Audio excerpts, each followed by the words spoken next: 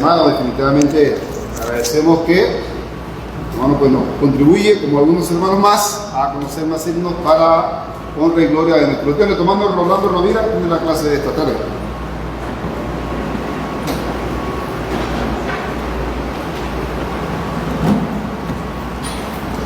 Muy buenas tardes, hermanos, que la bendición de nuestro Dios sea con cada uno de nosotros. Retomando el estudio referente al cristianismo, la serie Cristianismo de la Vida Diaria. Cristianismo de la Vida Diaria, sí, así como está en nuestras notas de esta serie de lecciones. Y específicamente estamos tratando el tema, el cristianismo es una religión diaria. Primera lección, el cristianismo es una religión diaria. Vamos a buscar un pasaje, hermanos, en Hechos capítulo 5, versículo 42.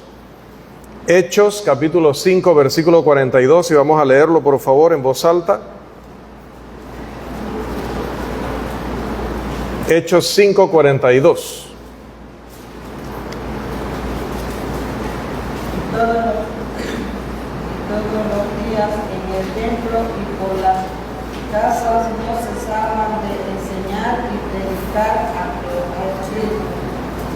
Bien, no solo Cristo, como vimos la semana pasada, es un ejemplo de cómo debemos vivir, sino día a día, sino que también sus seguidores practicaron un cristianismo diario. Dice la palabra que ellos todos los días, no solamente en el lugar público de adoración, sino también en privado, en las casas, no dejaban de hacer la labor que debe realizar todo cristiano, y no solamente los predicadores, sino cada creyente, es hablarle a otros, enseñarle a otros. Claro, todos nosotros vamos a enseñar en diferente manera, en cada capacidad particular, pero todos debemos enseñar, todos debemos compartir la palabra. Ellos predicaban a Cristo diariamente, ellos enseñaban doquiera que hubiera oportunidad. Solamente tenía que haber personas dispuestas a escuchar. Incluso en algunas ocasiones habrán predicado en lugares donde las personas no tenían un interés sincero, pero ellos hacían la labor. Vamos a otro pasaje del libro de Hechos, que está en el capítulo 2, los versículos 46 y 47, por favor.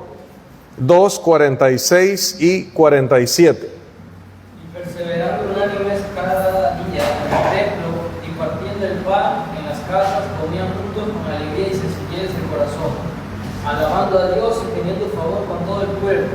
Y el Señor añadía cada día a la iglesia a los que se habían dispersados. Qué gran ejemplo para la iglesia hoy. Ellos predicaban a Jesús a diario. Ellos perseveraban o se mantenían continuamente practicando el cristianismo como lo enseña la Biblia, pero esto lo hacían en el día a día. Ellos comían juntos cada día. Ellos se reunían diariamente con alegría. Ellos mostraban la sencillez de sus corazones cada día de la semana. No venían simplemente felices el miércoles o felices el viernes o felices el domingo.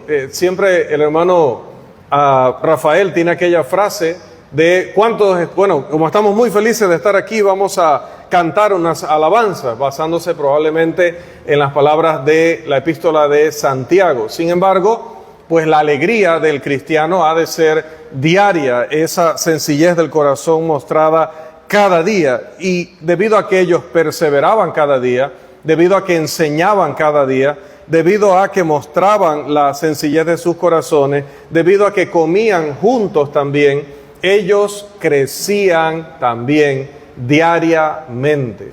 Hermanos, ¿no queremos nosotros lo mismo a nivel espiritual y a nivel numérico también? Crecer diariamente. ¿Usted se imagina que diariamente hubiera que llenar ese bautisterio? Diariamente.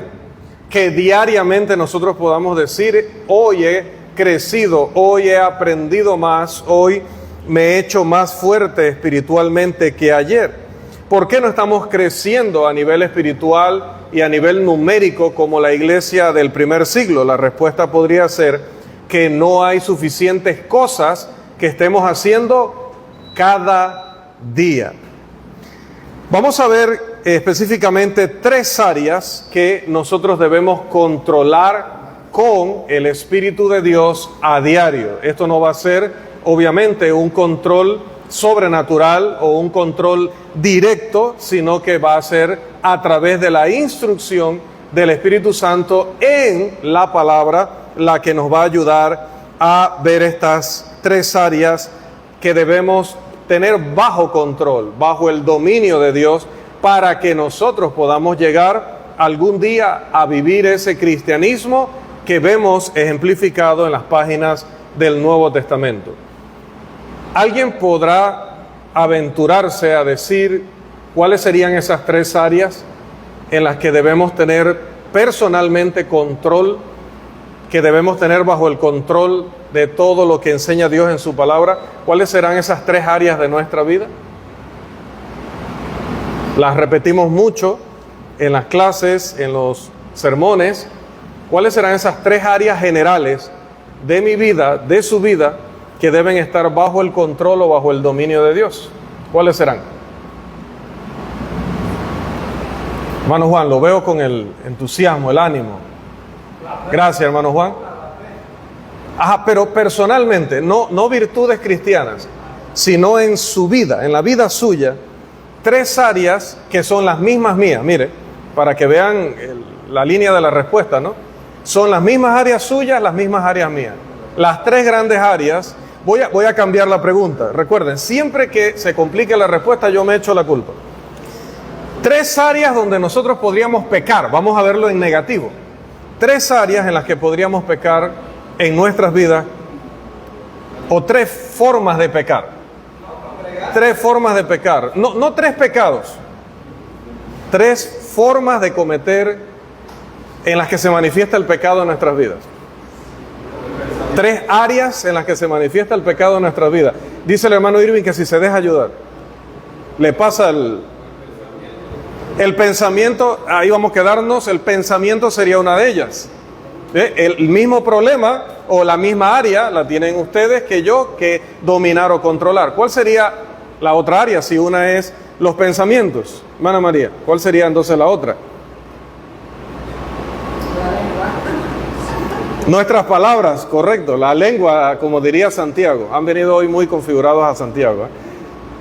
Nuestra manera de hablar, las palabras que utilizamos. ¿Y cuál nos estaría faltando entonces allí, hermana? Nuestros pensamientos, nuestras palabras, ¿qué faltaría? Ya usted no puede ayudar.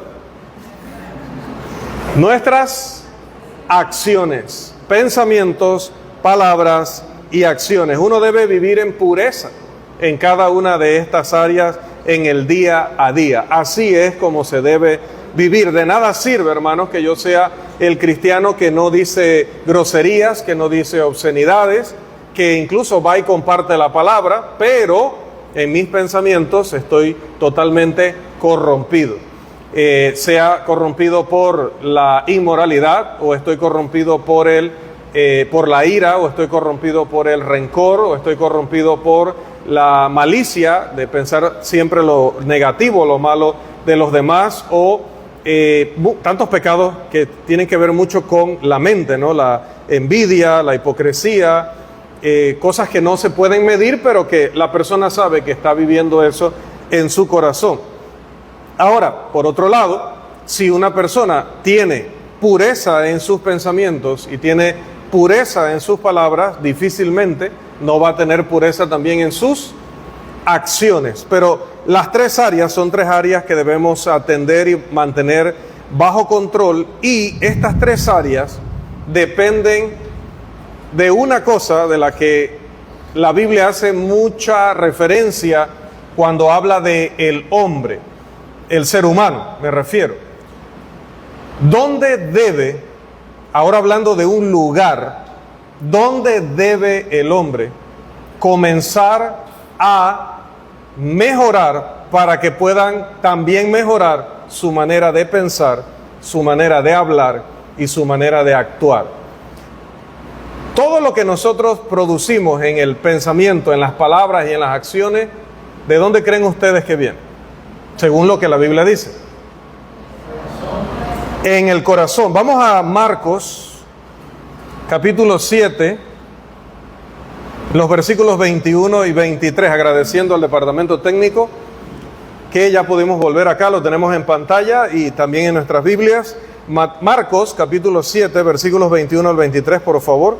Porque dentro del corazón de los hombres salen los malos pensamientos, los adulterios, las fornicaciones, los homicidios, los hurtos, las avaricias, las maldades, el engaño, la lascivia, la envidia, la maledicencia, la soberbia, la insensatez. Todas estas maldades de dentro salen y contaminan al hombre. En esta lista que da Jesús están las tres áreas. Hay pecados de la mente, pecados de las palabras o de la boca y pecados de acción, de la lengua, dijo la hermana. Jesús dijo que estas cosas fueran de la mente, de las palabras o de las acciones, todas provenían de una fuente o de un origen en común. Y ese origen es el corazón. No es extraño que él también haya dicho lo que encontramos en Mateo, capítulo 12, versículos 33 al 35. Por favor, agradecemos. O hacer el árbol bueno y su fruto bueno, o hacer el árbol malo y su fruto malo. Porque por el fruto se conoce el árbol. Generación de víboras, ¿cómo podéis hablar lo bueno siendo malos? Porque de la abundancia del corazón habla la boca. El hombre bueno, del buen tesoro del corazón, no saca buenas cosas. Y el hombre malo, del mal tesoro, no saca malas cosas. Jesús dice que la decisión está en manos del individuo. No es el diablo me hizo hacerlo o me obligó a hacerlo.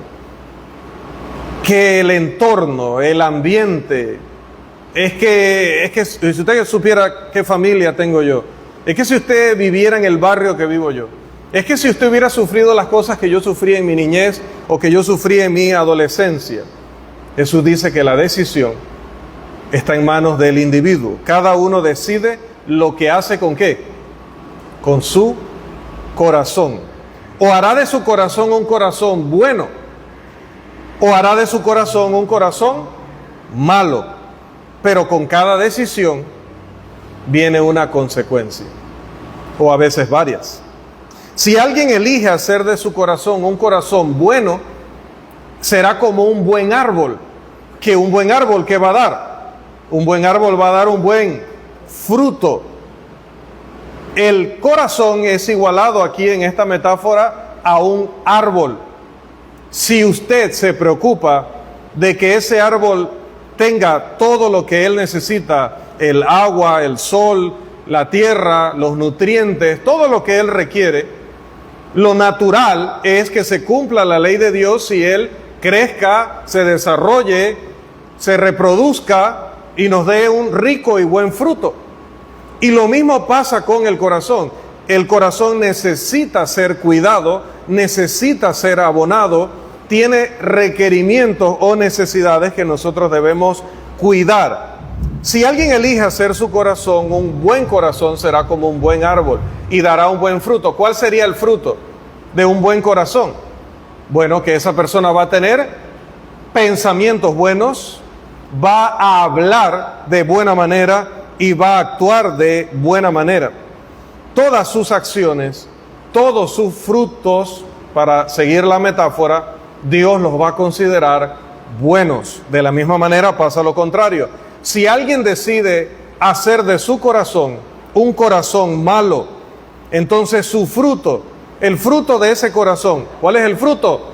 Lo que piensa, lo que dice y lo que hace también serán malas. Con cada decisión vienen consecuencias, porque cada decisión conlleva responsabilidades. Entonces, cuando uno entiende estos principios, puede encontrar el por qué David le dijo estas palabras del primer libro de Crónicas, capítulo 28, versículo 9, a Salomón. Y vamos a empezar a dejar de dar esas excusas que solamente deberían dar personas que no están andando en el Espíritu, sino que están andando en la carne. Aquellos que no han sido renovados, que no han sido transformados, que no están siendo santificados por Dios, son los que pueden decir: es que yo, ¿cómo abandono este hábito? Es que yo no puedo dejar de hablar así. Es que yo, bueno, esa es mi manera de actuar, o esa es mi manera de hablar. No, todos los días yo debo estar dispuesto a reconocer que hoy o lo hice mejor que ayer o lo hice peor. Pero lo que definitivamente tengo que tener presente es que hoy, mañana y los días que Dios me permita vivir, pues debo avanzar a mejor en cada una de las áreas que estamos mencionando aquí. Pero todo empieza en el corazón. Yo no puedo simplemente de la noche a la mañana decir, bueno, voy a cambiar esa frase. Por supuesto que lo puedo decir y por supuesto que lo puedo lograr.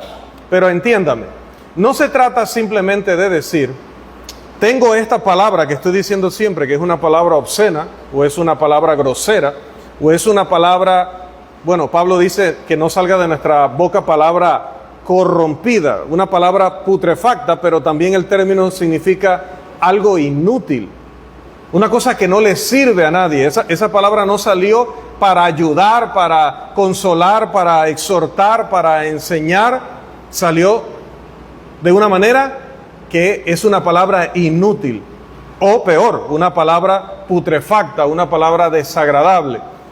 Pero cuando yo me enfoco simplemente en la palabra, vivo pensando cómo sigo viviendo mi doble vida. Es decir, yo siempre en mi interior, cuando me enojo, me sale a mi mente, lo primero es decir esa palabrota o decir esa grosería. Lo que pasa es que debido a que sé que me trae problemas, entonces me freno, ¿sí? O la digo y, perdón, sí, cierto que no la tengo que decir. Eso es típico, haga memoria. Y eso es un error. Tratar simplemente de frenar el pronunciar la palabra para que otro que nos escucha luego nos termine juzgando por lo que dijimos. Entonces, hasta allí no ha habido un cambio ni una transformación en la vida de este cristiano. Porque mientras esa palabra siga saliendo en su mente como una opción a decir, quiere decir que él no ha trabajado en el corazón. Quiere trabajar aquí, de los dientes para afuera, lo que las otras personas pueden percibir o pueden recibir. Él quiere quedar bien con los hermanos, él no quiere que se le llame la atención. Pero esta misma persona, si estuviera en un entorno donde nadie lo conoce, si tú lo agarras ahorita y lo pones en París y allá nadie lo conoce, o voy a decir otro país porque allá definitivamente que si hablamos de palabras nadie le va, o muchas personas, la mayoría no les va a entender. Lo pones ahorita mismo en Argentina, viéndose rodeado de personas que no lo conocen, probablemente va a seguir hablando como él quiera, porque allí nadie sabe ni que es cristiano y nadie le va a criticar o juzgar o reprender. Pero cuando sanas el corazón y te das cuenta que esa palabra sale por tu boca porque hay algo en tu corazón que no está en orden y arreglas eso, yo arreglo eso, la palabra no vuelve a salir ni por accidente, ni por resbalón, ni de ninguna manera. Porque ya la resolví en mi corazón. ¿Sí? Te voy a matar. No es una palabra que nosotros vamos a decir, ¿cierto? A menos que en nuestro corazón nosotros estemos llenos de odio. No hayamos ni siquiera entendido, no hayamos recibido las enseñanzas de Jesús. No nos va a salir esa palabra, te voy a matar. Tampoco nos va a salir una palabra como Alá es el verdadero Dios. Esa frase no nos va a salir a nosotros. Porque en nuestro corazón nosotros sabemos que solo hay un Dios verdadero y no es el Dios del islamismo. ¿Comprende? Entonces, si en nuestro corazón tenemos las cosas claras, tenemos un corazón instruido, la palabra errónea, la acción errónea, el pensamiento erróneo es que ni siquiera va a nacer. Porque, diría el apóstol, el que es puro, ¿cómo ve las cosas? De manera pura. Y el que es impuro, ¿cómo lo va a ver todo? Lo va a ver de manera impura. El problema está en el corazón. Y note, porque le prometí ver las palabras de David a su hijo Salomón. A ver, ¿qué le dijo el hombre que tenía un corazón conforme al corazón de Dios? A aquel hijo de él que iba a llegar a ser el hombre más sabio de la historia de Israel. ¿Qué le dijo él? A ver, primero de Crónicas 28:9.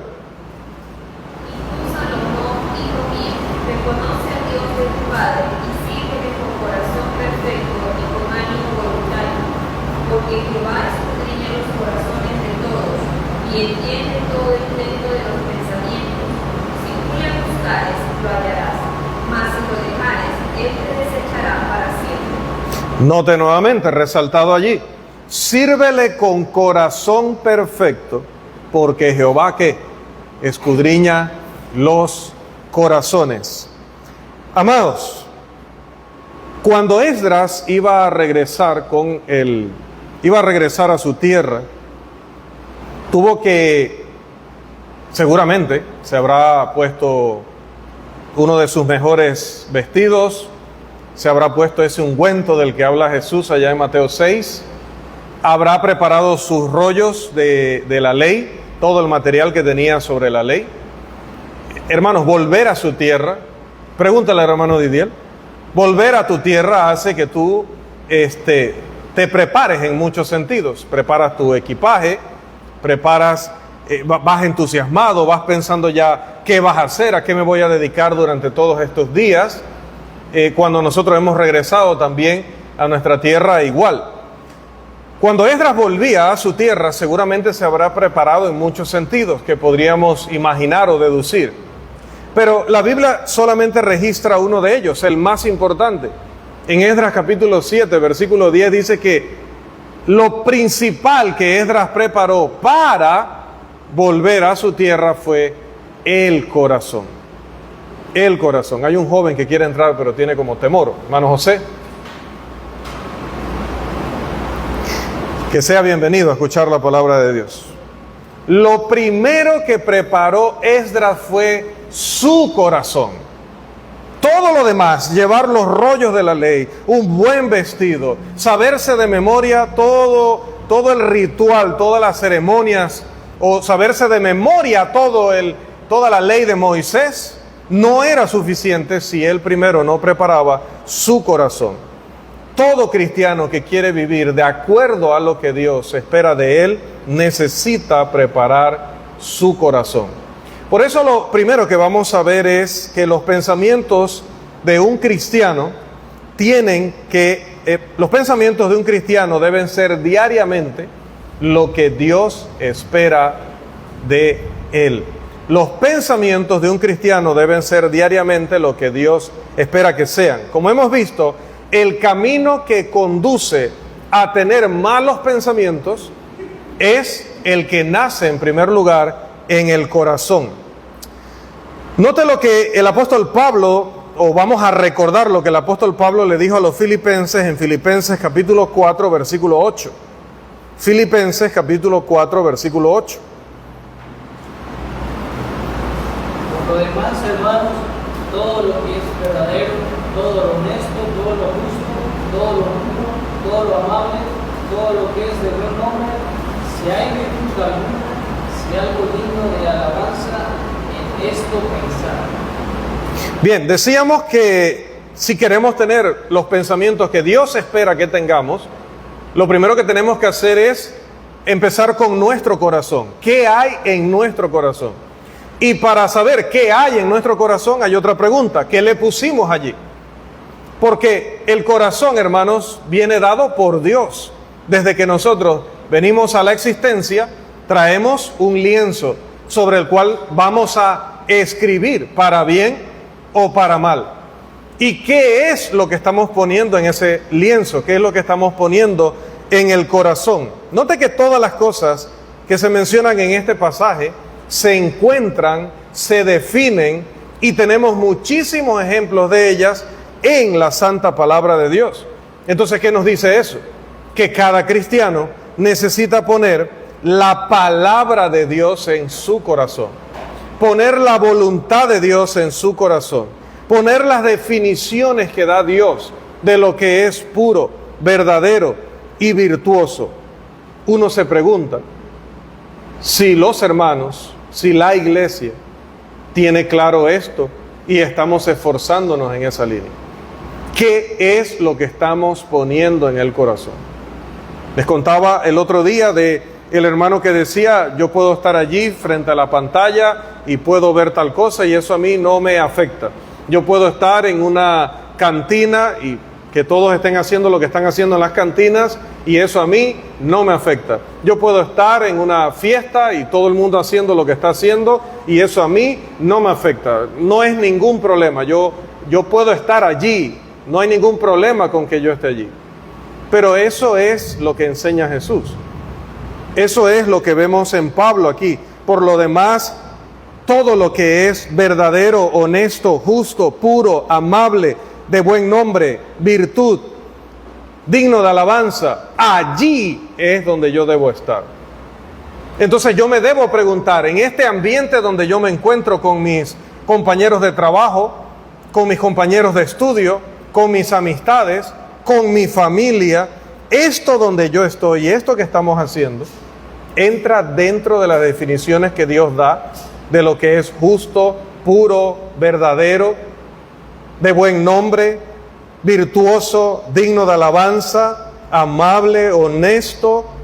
¿Lo es? Porque si no, ¿qué estoy poniendo yo en mi corazón? Si yo estoy permitiendo que el chiste rojo, que el chiste negro, si yo me estoy prestando para burlarme de otro de una manera humillante, hay bromas y todo en las que todos nos reímos y dicen que debemos reírnos en primer lugar de nosotros mismos, de nuestros errores y de nuestras fallas pequeñas, ¿verdad? Pero cuando se trata de un nivel en el que vamos a humillar a otro para que todo el mundo se burle de él, para que todo el mundo le considere un necio o un tonto, pues entonces ya estoy pasando un límite. Y si yo me estoy prestando para ello es porque yo no estoy poniendo este pasaje en mi corazón, o lo que enseña este pasaje. Entonces, ¿cómo podré yo controlar mis pensamientos, donde nacen la soberbia, la hipocresía, la envidia, la malicia, la lujuria, etcétera, si yo no empiezo por llenar, ocupar el espacio que esas cosas podrían ocupar con todo lo que el apóstol menciona aquí? Las personas hoy llenan su corazón con todo lo que sale en la televisión, con todo lo que sale en el internet, en las novelas, y con el estándar de moral, y con todas las vías de entretenimiento que tiene el mundo. Entonces, ¿cómo, hermanos?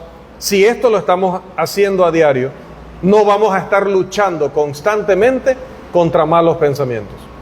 ¿Cómo no? ¿Ha escuchado? Lo mencionaba el otro día en la clase. Dime con quién andas. ¿Y cómo termina?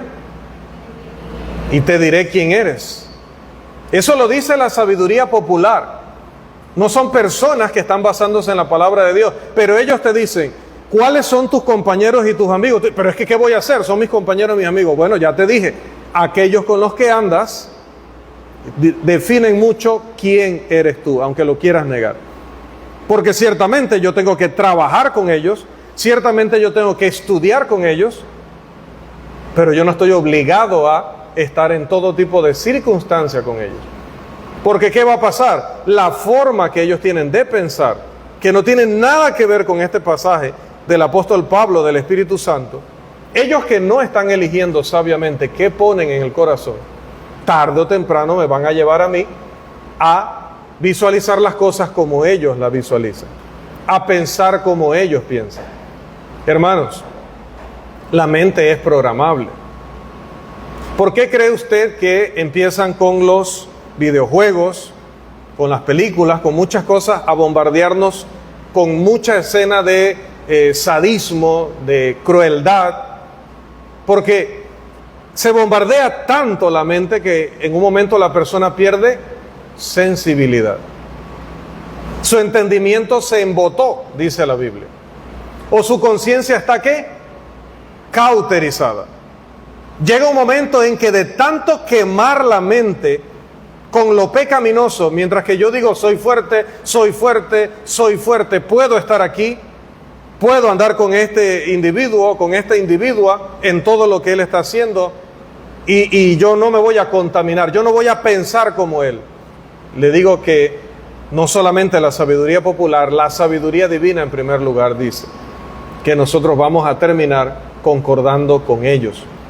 Por eso está ese pasaje de 2 de Corintios, capítulo 6, donde se le exhorta a los cristianos: ¿qué hacen ustedes en comunión? ¿Qué hacen ustedes en participación?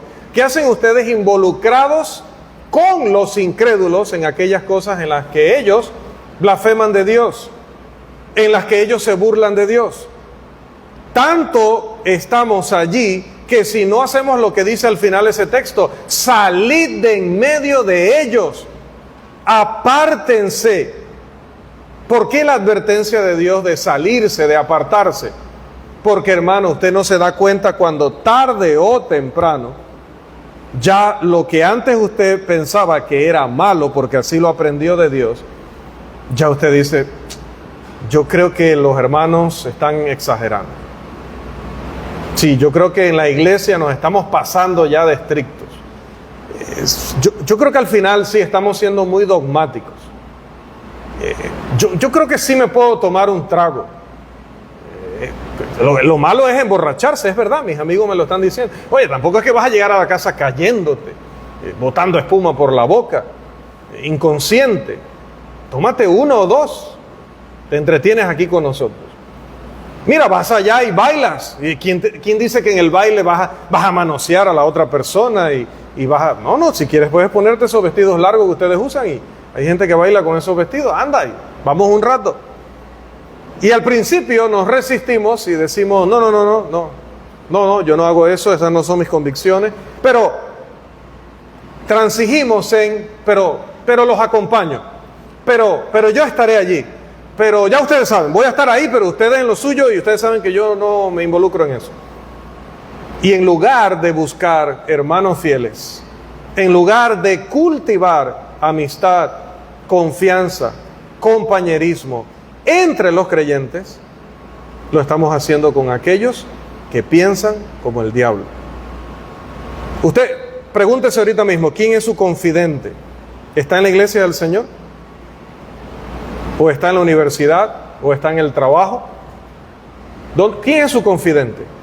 ¿Está fuera de la iglesia? Cuidado, usted le está confiando eso, le está confiando toda esa parte de su vida a una persona que no tiene los principios de Dios. ¿Cómo va a terminar eso? Si te llegan a traicionar, si te llegan a hacer daño, ¿qué esperabas? Y no estoy diciendo que no puede pasar en la iglesia o en el cristianismo, pero cuando vas directamente al mundo a entregarle tus secretos, tu tiempo, tu energía, tu espacio de entretenimiento, cuando tú consideras que es mejor andar con ellos que con tus hermanos, tarde o temprano terminarás con sus mismos pensamientos. Hermanos, nosotros necesitamos no tener la mente de nuestra sociedad, no necesitamos tener la mente de nuestra familia que no es cristiana, de nuestros amigos que no son cristianos. Nosotros como cristianos debemos tener la mente de Cristo. Examinemos lo que Pablo dijo a los hermanos filipenses. Filipenses capítulo 2, versículos 3 al 8, por favor. Recordemos ese pasaje.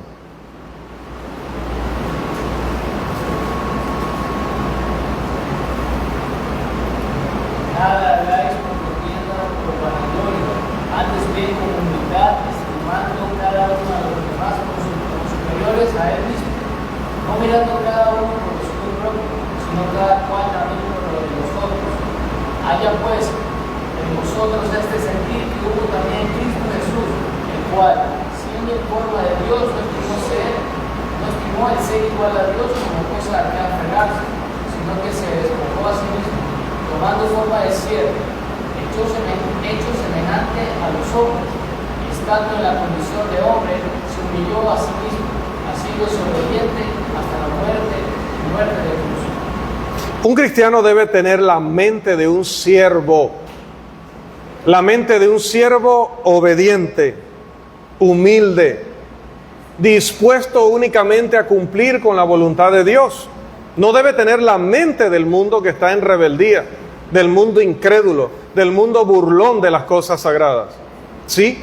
Porque andamos con personas que se están riendo de nuestras convicciones. Sí, nos tienen hasta sobrenombre, que cada vez que van a hacer algo, luego se echan a reír y nos dicen: ah, bueno, pero acuérdate, vamos a hablar acá porque aquí está Santa Teresa de Calcuta.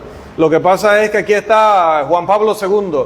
Lo que pasa es que aquí está, como me decía una de mis abuelas, cuidado, que nos está oyendo el pastorcito.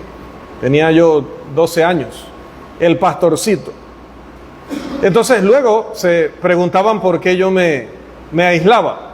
Bueno, en parte porque me gustaba también, pero no encontraba eso en común ni siquiera con mi propia familia, porque sus pensamientos eran pensamientos de burla, de incredulidad, de desafío a las cosas de Dios. Entonces, ¿qué tiene en común Cristo con Belial? ¿Qué tiene en común la luz con las tinieblas? Hermanos, nuestros mejores amigos deberían estar entre aquellos que viven fielmente y día a día la palabra de Dios. Las personas de más confianza, las personas a las que yo más ame en el mundo, han de estar en la familia de Dios. Y dentro de la familia de Dios, que entre la familia de Dios también hay de todo un poco, debo buscar a aquellos que me van a ayudar a mí, con su compañía, con sus consejos, con sus sugerencias, con toda su manera de pensar, de vivir la vida. Me van a ayudar a mí también a vivirla de acuerdo a como Dios quiere. Un cristiano debe mantener en sujeción sus pensamientos cada día, pero no lo va a lograr con personas que están constantemente empujándolo, animándolo a abandonar sus convicciones, a abandonar esa fe, como mencionaba el hermano al inicio. Recuerde lo que David le dijo a su hijo: Jehová escudriña los corazones de todos y entiende todo intento de los pensamientos. Cada uno de nosotros debe reconocer que debe dar cuenta a Dios de sus pensamientos. Cada uno de nosotros debe estar claro en que no hay una milésima de segundo, no hay un instante en el que Dios no sepa lo que ahora mismo, en este momento, usted está pensando. Dios lo sabe a cada momento. Note lo que dice la palabra en Hebreos. Voy a leer desde acá porque ya hemos perdido el audioambiente necesario. Hebreos capítulo 4, versículos 2 y 3. Puede seguirlo conmigo acá también en la pantalla.